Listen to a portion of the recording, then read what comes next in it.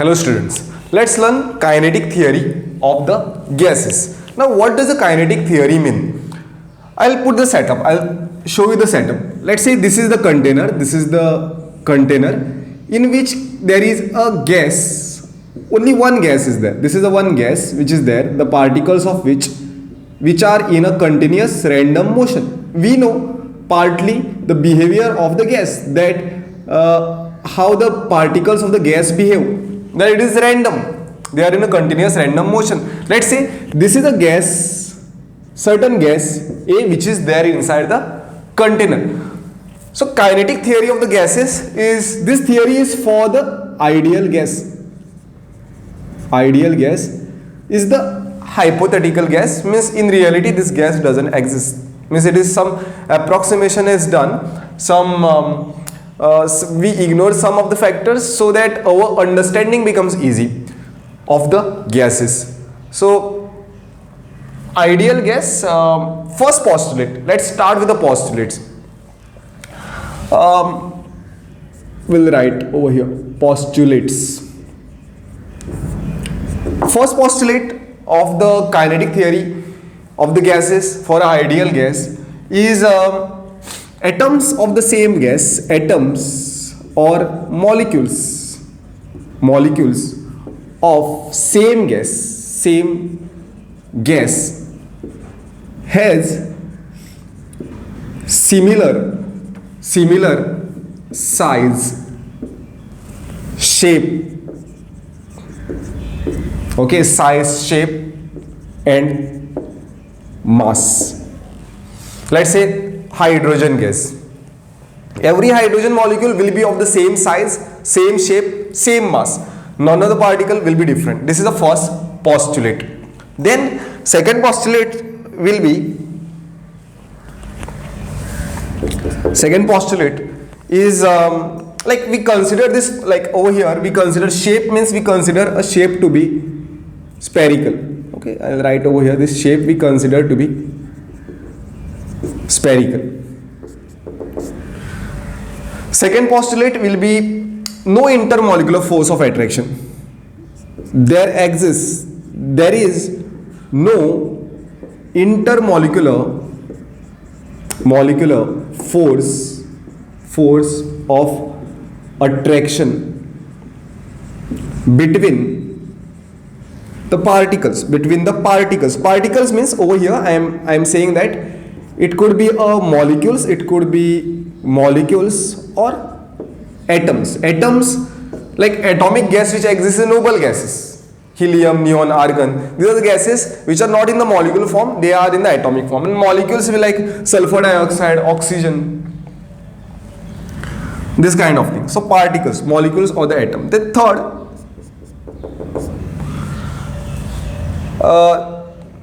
means there is no intermolecular force of attraction between the particle. This particle which is there, this particle which are there is no any force of attraction. They just randomly move in this container and there is no force of attraction between the particle. That is what second thing is. Third is volume of the gas.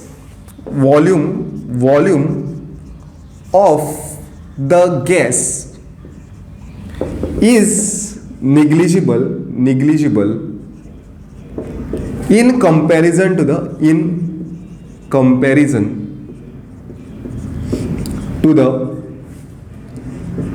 actual volume of the gas is negligible in comparison to the total volume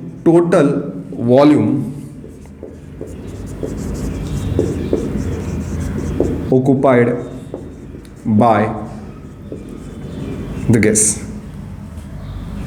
I'll write this again. I'll write over here actual volume. Let's write this. Actual volume of the gas particles. Just add this. Particles is negligible in comparison to the total volume occupied by the gas. Now, what is the volume of the gas? Volume of the gas is not fixed. Whichever container you are putting, that is the volume of the gas, right? Let's say you are putting a gas in this container, right? Close this. So whatever is the volume of this container, that will be the volume of the gas. You put the gas in this kind of container. I am just changing the shape. So this is the volume of the gas, right? Doesn't matter. You put this into some round bottom flask like this. Close this. This is the volume of the gas. Like gas is something which takes the volume of the container, whole volume of the container, right? So actual volume over here, what they are saying is that actual volume of the gas particle is negligible in comparison to total volume of the volume occupied by the gas. Here volume occupied by the gas is this, but these are the particles. All these particles makes this gas, but like how many particles in this diagram I have shown?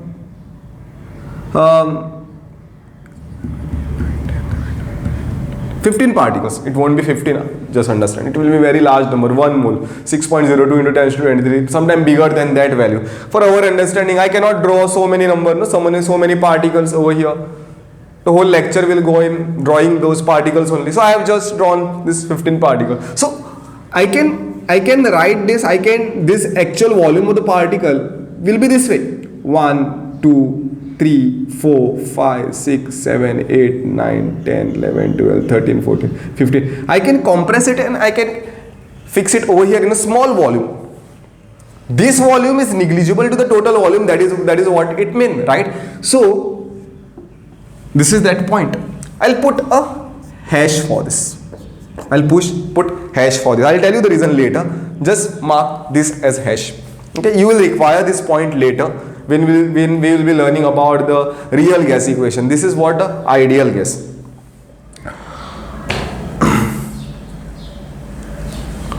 So this is the 3 points we have written. 4th point,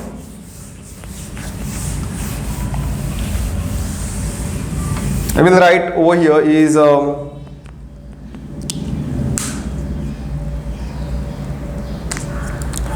so since there is no intermolecular force, I have told you this.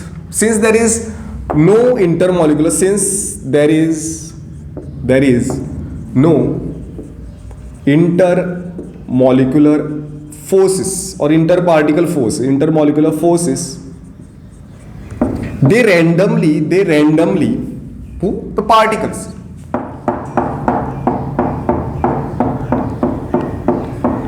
This particle, they randomly collide with walls of container as well as among themselves. Okay, they collide among each other. This particle will collide on this particle among themselves, and they will also collide on the walls of the container. So when they collide on the walls of the container, the pressure is exerted, and that pressure is due to the collision. This is what we know. Right. 5th point is all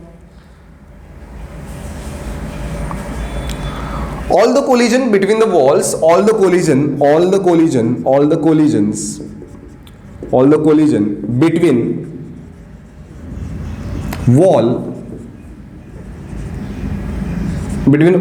and the particle, all the collision between wall means particle, between particle and wall. I'll write this, between particle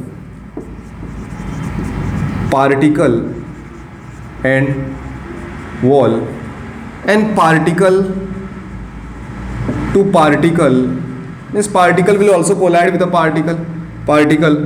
All the collision between particle and walls and a particle collision are purely elastic. What is the meaning of purely elastic?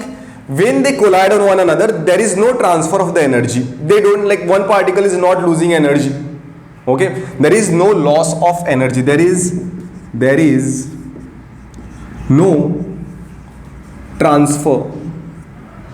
Perfectly elastic, or there is no loss of energy. We'll write there is no loss of energy over here, because collisions are purely elastic. Otherwise, what would have happened? Particles would have hit on the walls of the container, the particle would have lost its energy and it would have settled down. The gas soon will change to liquid automatically, but that is not observed, right? Gas automatically changing to liquid, that is not observed. Means what? This particle is going, like if it was not elastic, this particle will go and hit on the wall of the container, it will lose its energy and it will settle down. All the particle will happen that way only. But that is not observed. That's why the collisions between the particle are considered to be what? Elastic, and the energy is conserved. So there is no loss of energy. It means what we can say is that energy is conserved. Now which energy over here? It is a kinetic energy. Kinetic energy is conserved. Kinetic energy is conserved. Will there be a potential energy? No potential energy. Write this. No potential energy, since there is no force of attraction between the particle. Attraction between the particles. So there is no force of attraction between the particles. Potential energy is 0.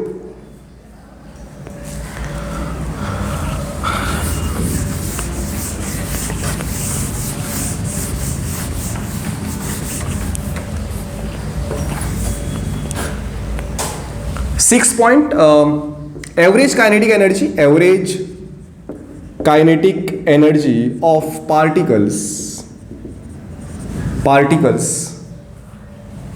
is directly proportional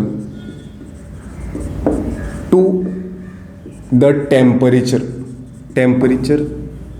means temperature in Kelvin. This is very important. This is a unit, Kelvin. Means you supply the temperature, what will happen? You supply heat to this. You are supplying a temperature. The particle motion will increase. The speed of the particles are going to increase over here. They are going to move with a more speed. These particles are going to move with a more speed. Collision will be more. Okay. Also the pressure will be more. So if you supply heat, the kinetic energy is going to increase.